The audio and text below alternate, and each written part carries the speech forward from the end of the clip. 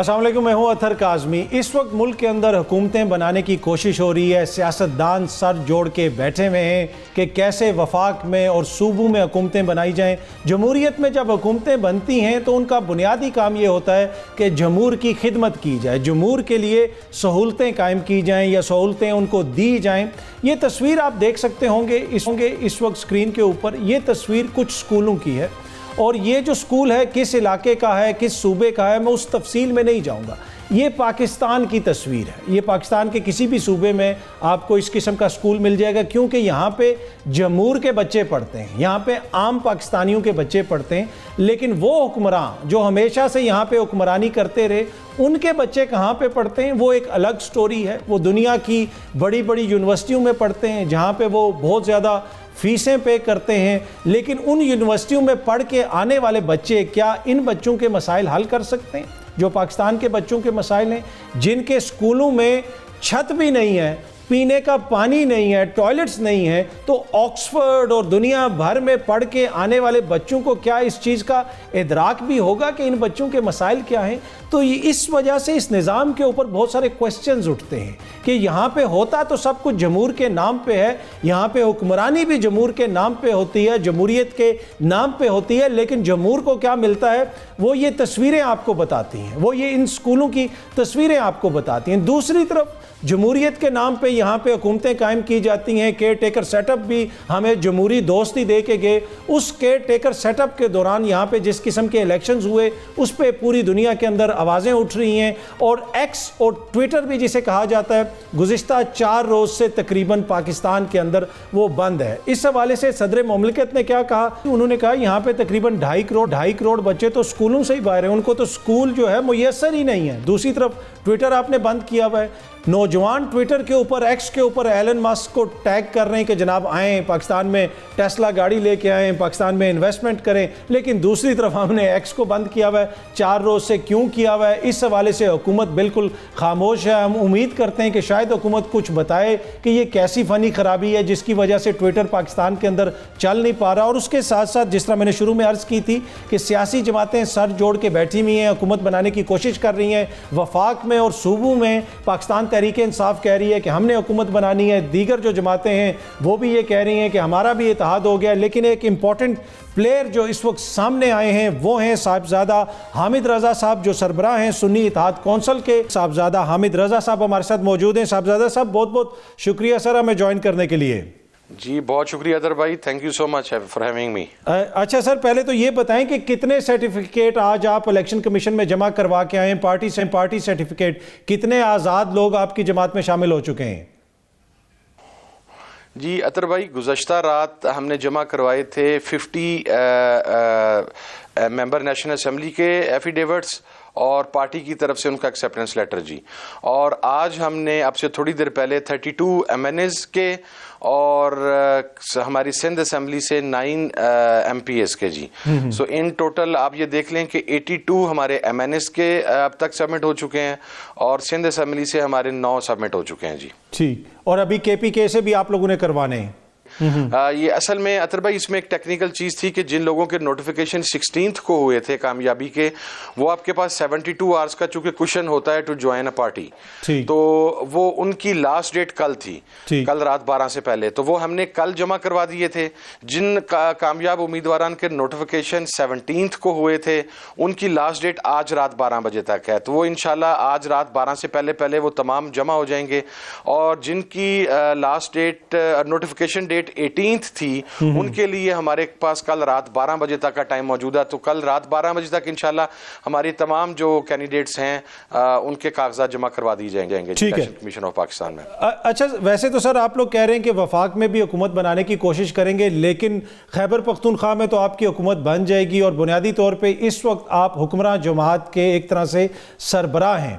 तो इस हुकूमत के अंदर सर आप लोगों का क्या हिस्सा होगा खैबर पख्तूनख्वा के अंदर? اچھا اطہر بھائی، ایک بات میں آپ کو کلیئر کر دوں، میں نے کل بھی یہ بات کہی تھی، چونکہ ہم عمران خان صاحب کے بہت پرانے اتحادی ہیں، اور میرا خیال ہے کہ کسی ساتھی کا یہ اتحادی کا پتہ لگتا ہے ہارڈ ٹائمز میں، مشکل وقت میں، اور ان 2 سال کے اندر الحمدللہ میں، میری پارٹی، اسی طریقے سے مجلس وحدت مسلمین اور جو دیگر الائڈ فورسز تھیں وہ خان صاحب کے ساتھ کھڑے رہے استقامت کے ساتھ۔ ایک سرٹن سچویشن ڈیولپ ہوئی جب بلے کا انتخابی نشان واپس لیا گیا، تو اس کی وجہ سے اب کینڈیڈیٹس کی جو حیثیت ہے انڈیپینڈنٹ ہوگی، میری اپنی حیثیت انڈیپینڈنٹ ہوگی، کیونکہ last night that was the last minute call تھی، تو اس کے اندر میں تو اپنی پارٹی کا بھی وہاں پر جمع نہیں کروا سکا، میری اپنی حیثیت اس وقت انڈیپینڈنٹ ہوگی، تو مجھے اپنی پارٹی کی وہ سیٹ دوبارہ جوائننگ دے کے وہاں پر واپس لینی پڑی ہے۔ لیکن میں ایک بات کلیئر کر رہا ہوں کہ ہم نے یہ جو اتحادی کا ساتھ دیا، مشکل وقت میں پاکستان تحریک انصاف کے ساتھ کھڑے ہوئے، اور آج ان کے بیکڈ ممبران کی جو شمولیت ہوئی ہے سنی اتحاد کونسل کے اندر، یہ غیر مشروط ہے، بلا مشروط ہے، بغیر کسی ٹرمز اینڈ کنڈیشنز کے ہے، اور یہ بات بھی میں بالکل بلیک اینڈ وائٹ کلیئر کر دوں گا کہ پالیسی جو ہے وہ ہوگی جو عمران خان صاحب کی پالیسی ہوگی، اور اس کے اوپر ہم میمورنڈم بھی سائن کر چکے ہیں۔ لیکن میرا خیال ہے کہ آپ کے درمیان باہمی اعتماد جب اس سٹیج کے اوپر ہو تو شاید میمورنڈم ایک فارمیلٹی رہ جاتا ہے، but let me make it very clear in black and white کہ policy will be of Imran Khan. ٹھیک ہے۔ اچھا سر، وفاق میں آپ کی کیا اس وقت امید کیا ہے؟ کتنے آپ لوگ بندے سیکیور کر لیں گے؟ کتنے لوگ آپ کی جماعت میں شامل ہو جائیں گے؟ اور دوسری جو جماعتیں ہیں، کیا آپ ان سے بھی کوئی رابطہ کر رہے ہیں کسی اتحاد وغیرہ کے لیے؟ اچھا اطہر بھائی، اس کے اندر 2 چیزیں ہیں۔ ابھی تک ہمارے پاس جو مخصوص خواتین کی نشستیں ملا کے وی آر کراسنگ 120 الحمدللہ، وی اسٹینڈنگ 120-125 ایٹ سر، پر یہ جو مخصوص نشستیں ہیں اس میں کوئی قانونی پیچیدگی تو نہیں؟ مخصوص نشستوں میں آپ لوگوں نے کوئی فہرست وغیرہ پہلے دی؟ نہیں سر، کوئی قانونی پیچیدگی نہیں آئے گی انشاءاللہ۔ ہمیں امید ہے کہ الیکشن کمیشن آف پاکستان میں اب وہ پرانے معاملات نہیں چلیں گے، اور ہمیں ہمارا حق بھی ملے گا، اور کسی قسم کا کوئی مسئلہ نہیں ہوگا۔ ہاں، اب ہمارا ایک کلیم ہے کہ ہمارے 180 MNAs جو ہیں انہوں نے الیکشن جیتا ہے۔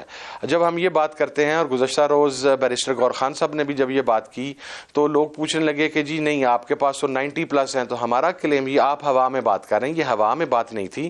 ہم اگر 180 کلیم کر رہے ہیں تو ان گراؤنڈز پہ کر رہے ہیں کہ ان 180 کانسٹیچوئنسیز کے form 45 authentic, signed and stamped by the respective presiding officers وہ ہمارے پاس موجود ہیں۔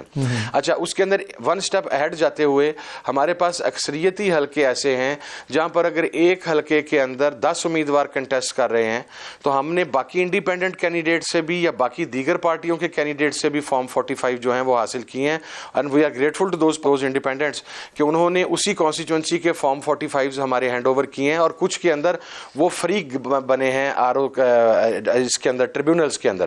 اب اس میں دیکھیں بہت ایزی ہے کہ اگر ایک ہی پریزائڈنگ آفیسر 10 کینڈیڈیٹس کو ایک فارم 45 جاری کر رہا ہے، 9 کینڈیڈیٹس کے پاس فارم 45 ایک ہے، اور ایک جو صرف جتایا گیا ہے دھاندلی کر کے، 2 نمبری کر کے، مینڈیٹ چوری کر کے، اس کا فارم 45 ڈیفرنٹ ہے، تو قانونی طور کے اوپر وہ جن 9 افراد کو اسٹیمپڈ 45 فارمز پوری کانسٹیچوئنسی کے جاری کیے گئے ہیں تو وہی اسٹینڈ کرے گا۔ تو ان گراؤنڈز پہ ہم یہ کہتے ہیں کہ ہمارا مینڈیٹ ہے، عوام نے ہمیں مینڈیٹ دیا ہے، گورنمنٹ بنانا ہمارا استحقاق ہے، اور انشاءاللہ آپ نے دیکھا کل اسلام آباد ہائی کورٹ نے 3 نوٹیفیکیشنز معطل کر دیے لاہور اسلام آباد سے جو الیکشن کمیشن نے کامیابی کے جاری کیے تھے، تو وی آر ہوپ فل انشاءاللہ کہ ہم ان تمام سیٹوں کو ری گین کریں گے اور واپس کریں گے، اور ہمارا جو ہے وہ ایزیلی پورا ہوگا نیشنل۔ اچھا سر، اب تحریک انصاف جو ہے وہ استعفے کا مطالبہ کر رہی ہے چیف الیکشن کمشنر صاحب سے، کیا آپ بھی یہ مطالبہ کر رہے ہیں؟ اور یہ جو سارے معاملات ہیں، دیکھیں ابھی بھی یہ جائیں گے تو الیکشن کمیشن کے پاس، تو وہ جو صاف اور شفاف تحقیقات ہونی ہے، کیا آپ بھی یہ سمجھتے ہیں کہ ان کے لیے ضروری ہے کہ راجہ صاحب گھر جائیں؟ جی، ہمارا تو یہ بہت پرانا مطالبہ تھا اطہر بھائی۔ ہماری جماعت نے تو جو پری پول ریگنگ کے اندر جو اقدامات ہو رہے تھے اس کے جب ایویڈنسز ہم نے پرووائڈ کیے تھے، ایون ان مائی کانسٹیچوئنسی، جس طریقے سے راجہ ریاض صاحب کو لاسٹ منٹ تک جو فنڈز پرووائڈ کیے گئے، جو ڈیولپمنٹ سکیمز وہ چلاتے رہے، جو اقدامات انہوں نے اٹھائے، تو ہم تو ڈے فرسٹ سے یہ بات کہہ رہے ہیں کہ جب تک موجودہ چیف الیکشن کمشنر صاحب موجود ہیں اس وقت تک آپ کسی بھی معاملے کی آزادانہ انکوائری نہیں کر سکتے۔ تو پاکستان تحریک انصاف کا جو مطالبہ ہے وہ مطالبہ شاید تحریک انصاف سے کوئی ایک ہفتہ پہلے ہم کر چکے تھے، لیکن آج بھی ہم اسی مطالبے کے ساتھ کھڑے ہیں اور یقیناً چیف الیکشن کمشنر کو ریزائن کرنا چاہیے، تاکہ یہ جو ریگنگ ہے اور یہ صرف پاکستان میں نہیں ورلڈ وائڈ رپورٹ ہوئی ہے، اس کے اوپر جو ہے ایک انکوائری کمیشن بن کے تو جن کا حق ہے ان کے پاس واپس جائے۔ ٹھیک ہے، اچھا سر، آبویسلی آپ خود بھی جیت کے آئے ہیں، آپ نے الیکشن لڑا ہے، آپ بھی اسمبلی کے اندر موجود ہوں گے، اگر حکومت بنتی ہے اور آپ کو کوئی ذمہ داری دی جاتی ہے کہ یہ ذمہ داری آپ کے پاس ہے، یہ وزارت آپ کے پاس ہے، تو کیا آپ وہ لے لیں گے؟ اس لیے کہ پیپلز پارٹی والے کہہ رہے ہیں کہ جی ہم حکومت بنائیں گے شہباز شریف صاحب کے ساتھ، لیکن وزارت نہیں لیں گے، ذمہ داری نہیں لیں گے، آپ لوگ ذمہ داری اٹھانے کے لیے بھی تیار ہیں؟ نہیں دیکھیں، یقیناً اگر آپ میری ذاتی خواہش پوچھیں، اگر ہم گورنمنٹ فارمولیٹ کرنے میں کامیاب ہوتے ہیں تو میں چاہوں گا کہ میں حکومتی بینچز کے اوپر تو بیٹھوں لیکن میں کوئی ذمہ داری ایسی نہ لوں۔ لیکن اگر عمران خان صاحب کہیں گے، جس طرح لاسٹ ٹینور میں انہوں نے مجھے پنجاب کے اندر متحدہ علماء بورڈ کا چیئرمین بنایا کیونکہ وہاں پر سیکٹیرین ہارمنی کی ضرورت تھی، مجھے قرآن بورڈ پنجاب کا چیئرمین بنایا، تو اگر عمران خان صاحب کہیں گے تو وائی ناٹ۔ لیکن اگر آپ میرے سے اپنی ذاتی خواہش پوچھتے ہیں تو شاید بینگ ایم این اے میں اگر آپ سے یہ کہوں کہ پہلے نہیں تھی تو یہ جھوٹ ہوگا، یہ غلط بیانی ہوگی۔ یقیناً ہر ایم این اے کی خواہش ہوتی ہے ٹو بیکم اے منسٹر اور to become a prime minister, یا کسی پورٹ فولیو کے اوپر جانا، پہلے یقیناً تھی، لیکن یہ جس اعتماد کا اظہار اب پاکستان تحریک انصاف کی قیادت نے اور عمران خان صاحب نے کیا ہے، میں سمجھتا ہوں کہ اس کے بعد اگر میں نہ لوں تو یہ زیادہ مناسب ہوگا۔ ٹھیک، اچھا سر، آبویسلی آپ لوگوں نے الیکشن لڑا، تحریک انصاف نے بھی الیکشن لڑا، ایک سمبل بھی نہیں تھا جو 8 فروری کو ہوا، جس طرح لوگوں نے ووٹ ڈالا، کیا یہ آپ کے لیے سرپرائزنگ تھا یا آپ بھی اس کو ایکسپیکٹ کر رہے تھے کہ ایسا ہی کچھ ہوگا؟ نہیں اطہر بھائی، میں آپ کو نا اس کے اوپر ایک چیز بتاؤں، ہماری فیملی چونکہ 70 سے مسلسل پارلیمنٹ میں ہے، الیکشن لڑتی آ رہی ہے، پارلیمنٹ میں رہی، میرے نانا، میرے والد، دیگر فیملی ممبرز، میں نے اپنی تاریخ، اپنی زندگی میں ان 44 سال میں کم از کم میں نے جو مناظر 8 فروری کو دیکھے وہ ان پریسیڈنٹڈ تھے۔ میں نے اس کی ماضی میں اس سے پہلے ایون 97 میں جب ہم پی ایم ایل این کی 2/3 میجورٹی کی بات کرتے ہیں، اس وقت بھی لوگوں کے اندر یہ جوش اور جذبہ، یہ موٹیویشن نہیں تھی۔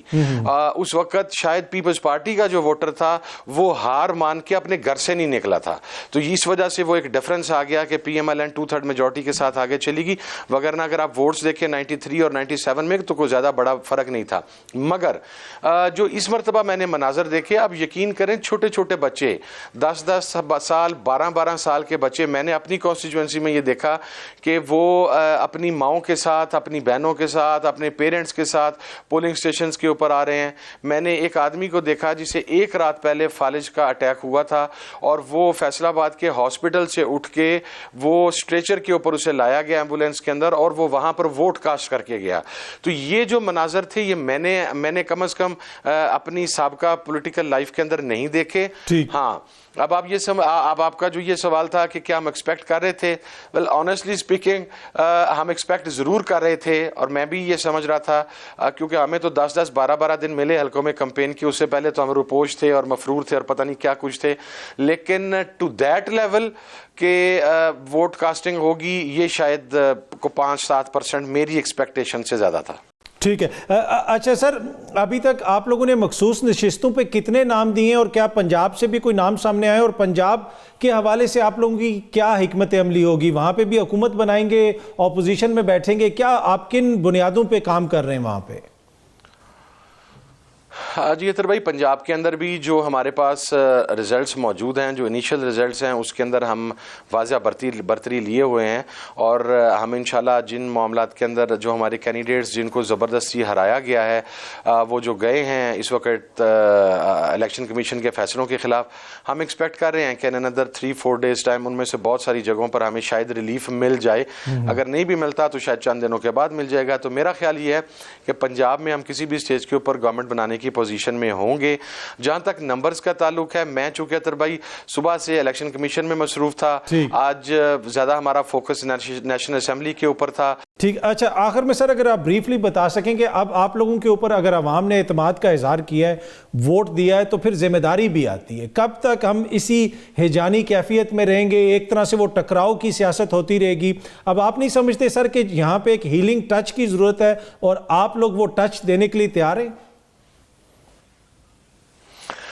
عطر بھائی دیکھیں، میں وہ آدمی ہوں اور جو بہت سارے لوگ جانتے ہیں کہ میں نے ہمیشہ یہ بات کی ہے کہ ٹکراؤ کی سیاست نہیں ہونی چاہیے، اور لیکن تالی یک طرفہ نہیں بچتی عطر بھائی. جو کچھ ہمارے ساتھ گزشتہ 2 سال میں اور خصوصاً گزشتہ 10 ماہ میں جو ہمارے ساتھ کیا گیا ہے، جس طرح گھروں کی بے حرمتی کی گئی ہے، جس طرح چادر اور چار دیواری کے تقدس کو پامال کیا گیا ہے، جس طرح ہماری ماں اور بہنوں کو پرچوں میں نامزد کر کے اور ان کو اشتہاری قرار دیا گیا، ان کو وہ عورتیں جو بیچاری کبھی اپنے گھروں سے باہر نہیں نکلیں، گھریلو خواتین تھیں، ان کو ATC کورٹس کے اندر پیش کیا گیا. تو اگر تو یہی طرز عمل آگے بھی جاری رکھنا ہے PDM کی سائڈ سے، تو پھر دیکھیں میں نہیں یہ سمجھتا ہم نے جتنا قانون کو دیکھا، ہم نے تو قانون کو ہاتھ میں نہیں لیا. We could have done a lot. لیکن ہم نے نہیں کیا. ہم ابھی بھی نہیں چاہتے کہ ایسی کو بات ہو، لیکن ہمارا صرف ایک ہی مطالبہ ہے کہ جو ہمارا مینڈیٹ ہے وہ مینڈیٹ ہمارا واپس کیا جائے. ہم ٹکراؤ نہیں چاہتے، ہم تصادم نہیں چاہتے. لیکن عطر بھائی ایک سمپل بات ہے کہ اگر خدا نخواستہ حامد رضا نے ایک قتل کیا ہے تو حامد رضا کو اس قتل کی سزا تو ملنی چاہیے. آپ حامد رضا کو یہ ریلیف نہیں دے سکتے کہ یہ چونکہ ایک پولیٹیکل پارٹی کے اندر موجود ہے اور اب اسے قتل ہو گیا ہے تو اب جناب وہ ہیلنگ پروسیس کے تحت حامد رضا کو یہ قتل معاف کر دیا جائے. یہ بات میں نے اس لیے کی کہ جن لوگوں نے کرپشن کی ہے، جنہوں نے ملک کا مال لوٹا ہے، جنہوں نے ملک کو اس حال تک پہنچایا ہے، جو لوگوں کے پاس 2 وقت کی کھانے کی روٹی موجود نہیں ہے، بلینز آف ڈالرز کے لوگوں کے اوپر کرپشن کے کیسز ہیں. پاکستان کو تو ایسے نوچا گیا ہے جیسے گدھ مردار کو نوچتے ہیں، ایسے پاکستان کو نوچا گیا ہے.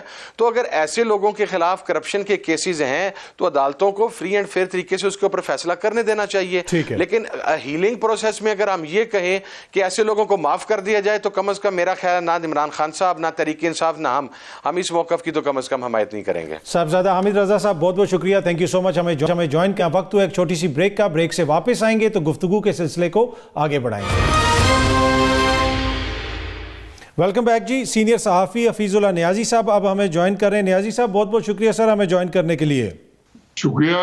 اچھا سر، ایک ہم نے دیکھا کہ 9 اپریل کے بعد کا پاکستان تھا جب تحریک انصاف کی حکومت ختم ہوئی. پھر ہم نے دیکھا کہ ایک 9 مئی کے بعد کا پاکستان تھا، اس کے اپنے زمینی حقائق تھے. اب یہ جو 8 فروری کے بعد کا پاکستان ہے جو 9 فروری سے شروع ہوا، اس کو آپ کیسے دیکھ رہے ہیں؟ چیزیں بدلی ہیں یا چیزیں ابھی بھی ویسے ہی ہیں؟ دیکھیں جی، میں تو 8 فروری سے پہلے 2-3 چیزیں جو ہے وہ کنسسٹنٹلی اس کو ریپیٹ بھی کرتا رہا ہوں، اسٹیبلش کر چکا ہوں. پہلے یہ بات میں تسلسل سے دہراتا رہا ہوں کہ 8 فروری کا الیکشن ہو گیا تو بھی ستیہ ناس اور نہ ہوا تو سوا ستیہ ناس. کیونکہ میں کبھی بھی چیز کو آئسولیٹڈ کی طریقے سے نہیں دیکھتا ہوں، اور نہ میں کبھی قوموں کے یا ملکوں کے عروج و زوال کی جو کہانی ہے وہ چاہے تحلیل ہو رہی ہو قومیں یا قومیں آسمان پہ پہنچ رہی ہو، وہ 1 سال 2 سال 3 سال کا واقعہ نہیں ہوتا. نہ میں اس کا گاہک ہوں، نہ میں جو اس کسی ایسے فقہ کو جو ہے ترویج دیتا ہوں. دوسری بات یہ تھی کہ جو مجھے کوئی زیادہ خوش فہمی نہیں تھی.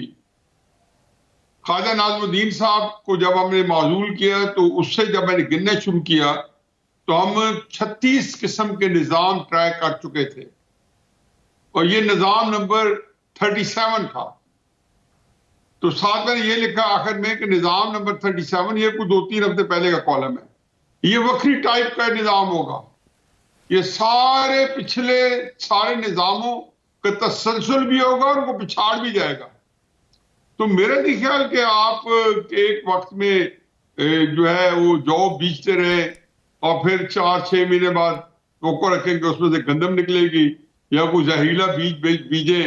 2014 سے ایک تسلسل شروع ہے پاکستان کے عدم استحکام کا، وہ پھر 2017 میں مزید انٹینسیفائی ہوا، پھر 2018 میں مزید انٹینسیفائی ہوا، پھر 2022 میں مزید ہوا.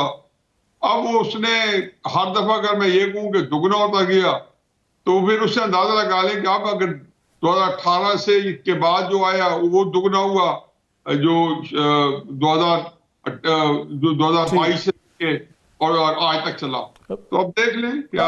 اچھا سر، ان انتخابات سے پہلے یہ تاثر پایا جاتا تھا کہ میاں صاحب حکومت بنا لیں گے. کیا آپ بھی ایکسپیکٹ کر رہے تھے کہ نون لیگ اتنی میجورٹی لے جائے گی کہ وہ حکومت بنا لیں گے، یا پھر آپ ایکسپیکٹ کر رہے تھے کہ اسی قسم کا نتیجہ آئے گا جو اس وقت ہم دیکھ رہے ہیں؟ دیکھیں جی، بدقسمتی سے مجھے تو کوئی زیادہ بیچارے جو لوگ ہیں ان کی پارٹیسپیشن کا مجھے ایک ہی ہوتا ہے، تسلی ہوتی ہے کہ وہ بہرحال ایک احتجاج پیدا کر جاتے ہیں.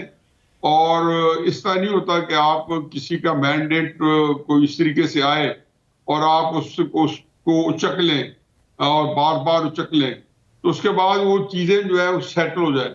کچھ بگاڑ سکتے ہیں یا نہیں بگاڑ سکتے، یہ ایک علیحدہ بحث ہے. لیکن جو استحکام ہوتا ہے یا جو اسٹیبلٹی چاہیے قوموں کو آگے بڑھنے کے لیے، جو کہ کامن ڈینومینیٹر ہوتا ہے ساری ترقی یافتہ قوموں کے اندر، کہ ان کے اندر ایک پولیٹیکل اسٹیبلٹی رہی ہے، تو وہ تو میں کسی طریقے سے نہیں دیکھ رہا تھا. مجھے پتا تھا کہ جی یہ جوتیوں میں دال بڑھنی ہے، سیٹس ملیں گی ایلوکیشن کے حساب سے، اسی لحاظ سے گنجائش پیدا کی جائے گی، کیونکہ ایک چیز دوسری چیز، ایک چیز کے ریئیکشن میں دوسری چیز پیدا ہو رہی ہے.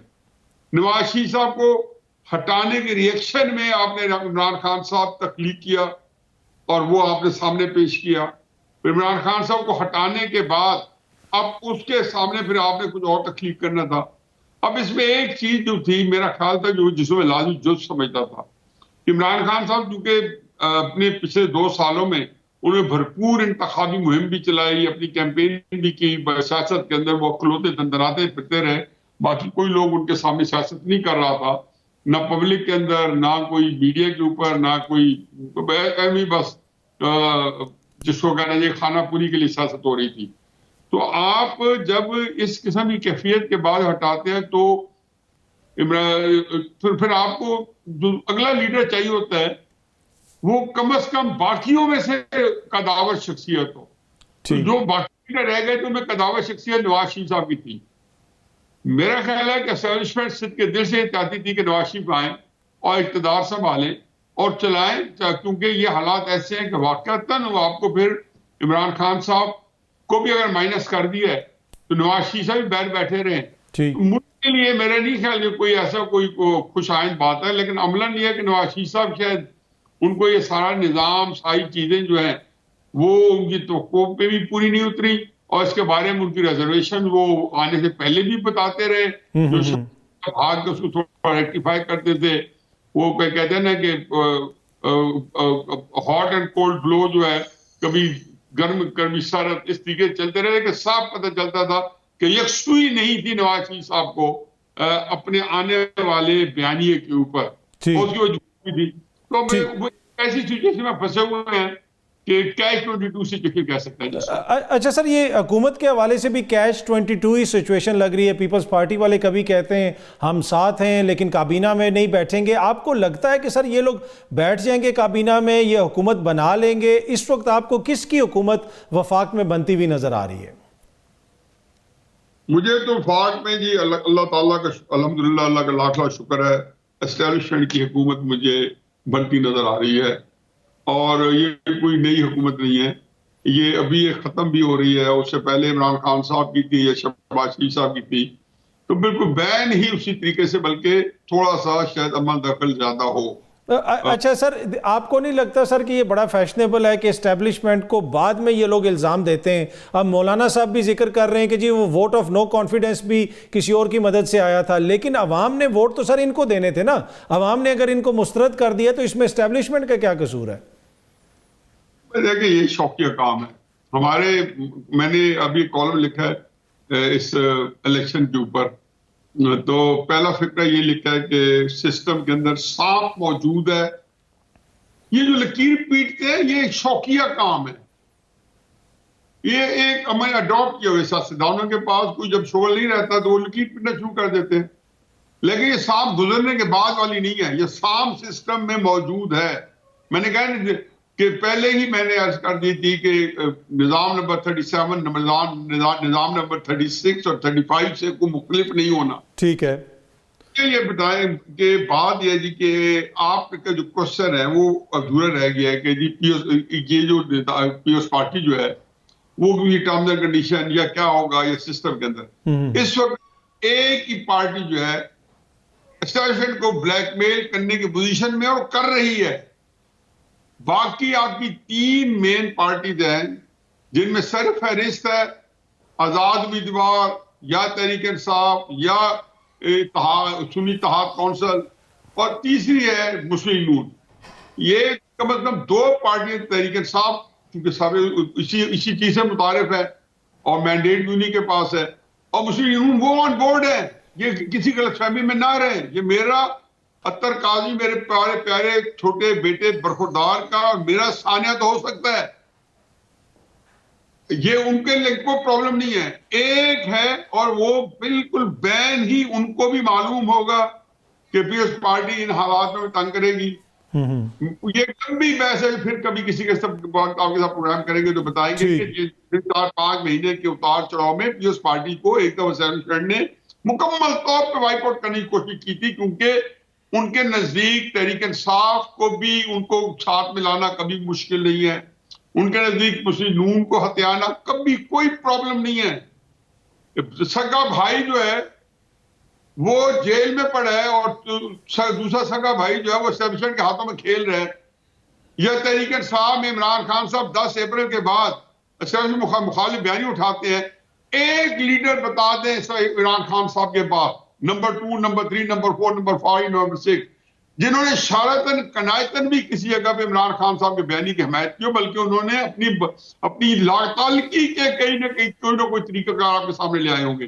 تو یہ میرا اور آپ کا ذاتی ثانیہ ہے کہ یہ دونوں پارٹی جو ہے اسٹیبلشمنٹ کے لیے ہتھیانا بہت آسان کام ہے, ہتھیار چکے ہیں.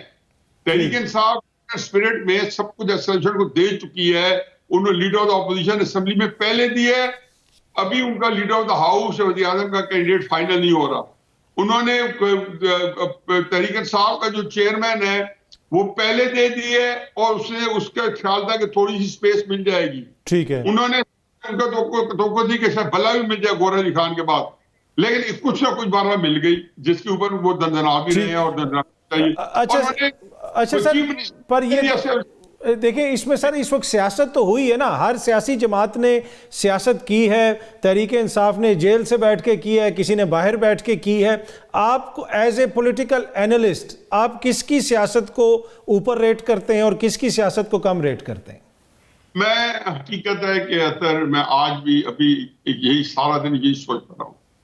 میں بالکل بلا مبالغہ, میرے بہت رنجشیں بھی رہی ہیں, بہت زیادہ خوشی بھی رہی ہیں. میں آج بھی سمجھتا ہوں کہ نواز شریف اکلوتے کی سیاست سب سے بہتر ہے. اور اس کی وجہ سر, اس کی وجہ یہ ہے کہ ابھی بھی جو راستہ وہ دکھانا چاہ رہے ہیں اسٹیبلشمنٹ کو وہ بہتر راستہ ہے. اس کی وجہ یہ ہے کہ 20 اکتوبر 2020 کو جب تقریر کی تھی گجرانوالہ میں, جبکہ عمران خان صاحب کی طرف سے ان کے اوپر آسمان سے شعلے گرائے جا رہے تھے, انہوں نے کہا کہ میرے عمران خان سے کوئی جگہ نہیں ہے.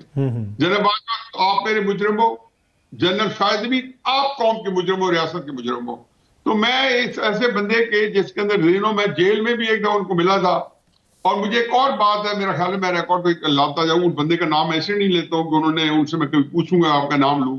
یہ جنوری جب 2022 کے اندر نواز شریف صاحب کے سامنے پرپوزل گئی کہ جس وقت عمران خان صاحب جو ہیں وہ بالکل ان کے بارے میں اسٹیبلشمنٹ جو ہے بہت تندئی سے یہ مطالبہ کر رہی ہے کہ ان کو ان کے خلاف ووٹ آف نو کانفیڈنس لائی جائے اور بہت پریشر ہے.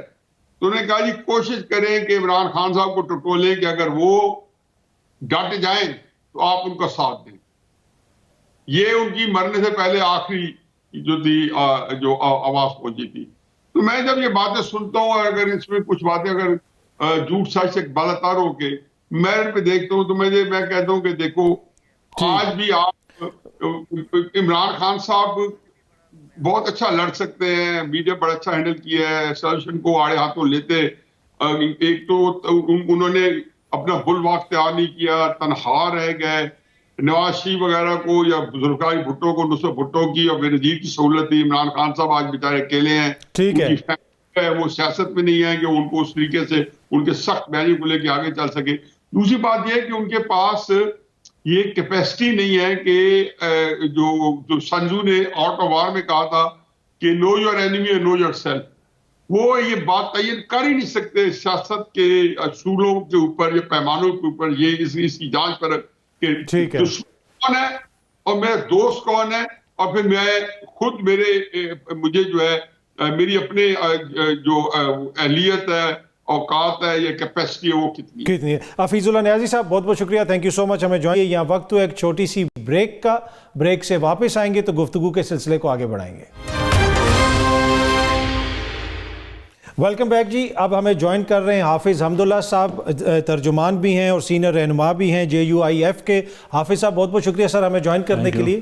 اچھا سر، پہلے یہ اچانک پاکستان تحریک انصاف کے ساتھ آپ کے ایک دم سے رابطے ہونا شروع ہو گئے، وہ آپ کے اوپر الزامات لگاتے رہے، ماضی میں آپ بھی ان کے حوالے سے کچھ ناراضی کا اظہار کرتے رہے، تو اس وقت کامن گراؤنڈ کیا ہے آپ دونوں کے درمیان؟ بسم اللہ الرحمن الرحیم، بہت شکریہ کاظمی صاحب۔ دیکھیے، پاکستان کی ایک روایت ہے، اگر آپ ایک اسلامی حوالے سے، ایک مسلم قوم کے حوالے سے دیکھیں بھی ایک روایت اور اقدار ہے، اور اگر پشتون ولی کے حوالے سے دیکھیں بھی ایک روایت اور اقدار ہے۔ ایک پارٹی اپنی قیادت کے حکم پر، ہدایات پر دوسری پارٹی کی قیادت یعنی مولانا فضل الرحمان صاحب سے رابطہ کرتے ہیں۔ میں خود وہاں تھا کہ ایک وفد PTI کی آپ کی طرف آ رہا ہے، تو مولانا صاحب نے جو دوست وہاں موجود تھے، میں ادھر تھا، مشورہ کیا کہ کیا ہونا چاہیے، کیا گفتگو ہونا چاہیے۔ تو اب یہی مشورہ ہوا کہ وہ آتے مہمان گھر پہ آتے، تو یہ ہمارے روایت کی بالکل منافی ہے۔ تو مولانا صاحب کی بھی یہی رائے ہے، لیکن وہ دوستوں سے مشاورت کر کے اور تو پھر وہ آئے مہمان کے طور پر، وہ بیٹھ کے یہی ایشو تھا انتخابات کے حوالے سے ان کی عزت اور تکریم مولانا صاحب نے کی، جیسے کہ مہمان کا کیا جاتا ہے۔ گفتگو ہوئی تقریباً 1-1.5 گھنٹے، تو ایشو تھا انتخابات، 8 فروری کے انتخابات۔ تو ان کا موقف یہ تھا لباب کہ انتخابات میں ریگنگ ہوئی، انتخابات میں دھاندلی ہوئی ہمارے ساتھ، اور مولانا صاحب کو اپریشیٹ کیا گیا کہ آپ نے جو موقف لیا ہے اور اپنایا ہے، تو ہم اپنی قیادت کی طرف سے بھی اور ہم خود بھی آپ کی اس موقف کی تائید کرتے ہیں، ہم اس سے خوش ہیں، مطمئن ہیں، تو اسی لیے ہم آئے ہیں۔ اچھا سر، یہ بات آگے بڑھ سکتی ہے، یہ سیاسی اتحاد کی شکل اختیار کر سکتی ہے؟ بنیادی طور پر یہ بات تھی کہ ہم اس کو دھاندلی زدہ الیکشن کہتے ہیں۔ مولانا صاحب نے کہا کہ میں تو پہلے ہی سے کہہ رہا ہوں، ہنستے ہوئے یہ بھی کہا کہ خیبر پختونخوا میں تو ہم یہ کہتے ہیں کہ ہمارے ساتھ دھاندلی ہوئی اور آپ کے حق میں ہوئی۔ تو انہوں نے اچھے ماحول میں، خوشگوار ماحول میں بات ہوئی۔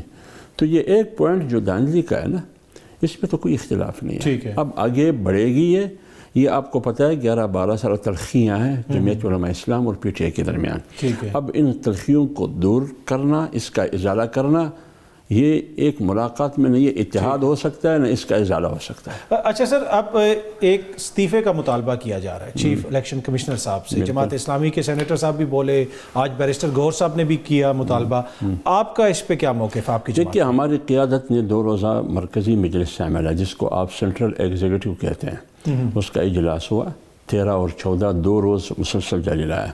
اس کے بعد جو مولانا صاحب نے پریس بریفنگ دی، انہوں نے کہا چیف الیکشن کمشنر کو اور ان کے ممبرز کو، اس کے ادارے کو اس کا ذمہ دار ٹھہرایا سب سے پہلے، اور یہ مطالبہ کیا کہ وہ اس ذمہ داری کو نبھانے کے لیے اس میں وہ اہلیت نہیں ہے، کیونکہ الیکشن میں پتہ چلا جو نتائج ہمارے سامنے آ رہے ہیں، لہٰذا آپ کو مستعفی ہونے چاہیے۔ بالکل ہم مطالبہ کرتے ہیں کہ ان کو استعفیٰ دینا چاہیے۔ اچھا سر، مولانا نے کچھ ماضی کی باتوں کا بھی حالیہ دنوں میں ذکر کیا، اور ماضی میں مولانا خود بھی PDM کے سربراہ رہ چکے ہیں، تو ابھی مولانا کیا ناراضی کیا ہے؟ کیا نون لیگ سے کوئی ایشو ہے، پیپلز پارٹی سے کوئی ایشو ہے؟